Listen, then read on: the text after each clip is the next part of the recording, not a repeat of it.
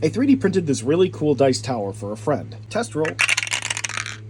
Nice. But I don't want to leave it just red. I'm going to try and recreate the effect that they've got going on right here. And so I'm going to try a painting technique called paint washing. And while you've probably seen painted items on my channel before, I don't paint a lot, and so this is my first time paint washing. But it's pretty straightforward. You get your paint, put it in a cup or something, dilute with water, mix it up, brush it on, and wipe off the excess. So it looks like this. Dark red might have not been the best thing to print this in. I'm going to paint with a lighter base color first. We're going to try white. Let's give this a go. And now let's go back to black. And the difference is a little noticeable anyway. So I didn't wait for the white to dry before I added the black again, and it started to come out gray. Now it's dried, and then I started to add the black, but I didn't really care for that, so now I'm adding red back on top, and now it's getting more of the effect that I wanted. Oh my god.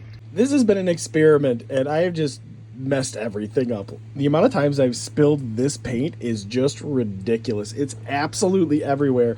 I've got like 3 different things happening with this dragon. I just started to paint these rocks. I have no idea what I'm going to do. I'm just going to roll with it. We're going to see where this ends up. All right, I've made an even bigger mess, so we're just going to paint this thing. If I can fit in some paint washing, I will. My whole workstation is a mess. I've got paint everywhere. But here is the final result. It looks nothing like what I was going for at the beginning.